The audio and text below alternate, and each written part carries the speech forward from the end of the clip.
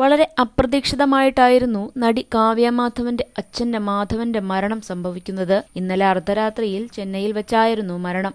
മഹാലക്ഷ്മിയുടെ പഠനത്തിന്റെ ആവശ്യത്തിനായി കാവ്യ ചെന്നൈയിലേക്ക് താമസം മാറിയിരുന്നു. അതിനു പിന്നാലെയാണ് മക്കൾക്ക് കൂട്ടായി എന്നും നിന്ന് അച്ഛൻ ചെന്നൈയിലേക്ക് താമസം മാറിയത്. അവിടെ വെച്ചായിരുന്നു അദ്ദേഹത്തിന്റെ മരണം. കൊച്ചിയിലാണ് അദ്ദേഹത്തിന്റെ സംസ്കാരം നടത്തുക. അതുകൊണ്ട് തന്നെ അതിനുള്ള കാര്യങ്ങൾ എന്താണ് ചെയ്യേണ്ടത് എന്ന് ചോദിച്ചപ്പോൾ അച്ഛന്റെ വേർപാടിൽ തകർന്നിരിക്കുമ്പോഴും കാവ്യ പറഞ്ഞത് ദിലീപ് വന്നിട്ട് തീരുമാനിക്കാം എന്നായിരുന്നു. ഇനിയുള്ള എല്ലാ കാര്യങ്ങളും ദിലീപ് വന്നതിന് ശേഷം തീരുമാനിക്കാം എന്നാണ് കാവ്യ പറഞ്ഞത്. അർദ്ധരാത്രിയിലാണ് കാവ്യ വിളിച്ച് ദിലീപിനോട് അച്ഛൻ മരിച്ച കാര്യം പറയുന്നത്. ഉടൻ തന്നെ മീനാക്ഷിയെയും കൂട്ടി ദിലീപ് ചെന്നൈയിലേക്ക് പുറപ്പെടുകയും ചെയ്തിട്ടുണ്ട്. ദിലീപ് എത്തിയതിനു ശേഷമായിരിക്കും എന്താണ് ബാക്കി കാര്യങ്ങൾ എന്ന് തീരുമാനിക്കുക. കരഞ്ഞുകൊണ്ടാണ് കാവ്യ വിളിക്കുമ്പോൾ ദിലീപിന് മറുത്തൊന്നും പറയാൻ സാധിച്ചിരുന്നില്ല. ഒരു നിമിഷം മുഴുവൻ നിശബ്ദതയായി. ഫോൺ ലൈനിന്റെ അറ്റത്ത് നിന്ന് തുടർന്നുണ്ടായിരുന്നത് കാവ്യയുടെ കരച്ചിലായിരുന്നു. ദിലീപിന് തനിക്കൊന്നും ചെയ്യാനാകാത്ത അവസ്ഥ. കാവ്യയുടെ അച്ഛൻ ദിലീപിനും ഏറെ പ്രിയപ്പെട്ടവനായിരുന്നു.